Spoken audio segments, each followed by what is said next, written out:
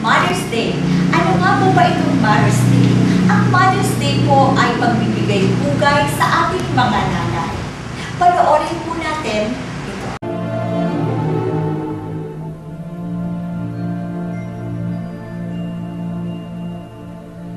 Sana'y di magmahal. Mula pa nang nalaman niya na siya ay nagdadalang tao, ganun na lamang po ang kanyang pag-ingat sa kanyang baby, sa kanyang sinapupunan. Sa simula ng kanyang paglilihi, pagpili sa pagkain, ang umayaw sa di niya gustong amoy, ang pagkahilo na nakakaapekto sa kanyang pagtatrabaho at pagduduwal sa umaga ay kanyang tiniis. 9 na buwan tayo'y dinala, kahit nahihirapan maglakad, tuloy pa rin. Ang kanyang pagkusot ng mukha sa tindi ng sakit ng pagluluwal sa atin ay kanyang tiniis.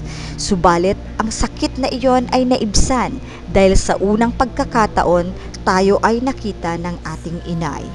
Unang yakap, unang halik. Labis ang tuwa ng ating nanay na makita ang maamong mukha nung tayo'y sanggol pa. Ang sakit ng pagluwal sa atin ay wala lang kumpara sa sama ng loob ng isang ina kung siya ay walang ipapakain, walang gatas para sa kanyang anak. Napakahirap po lalo na sa isang kapuspalad.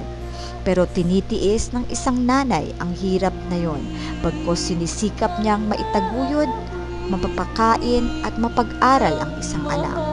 Kahit siya ay magpaalipin, mamalimos, isubsob ang sarili sa trabaho para lamang sa kanyang mga anak.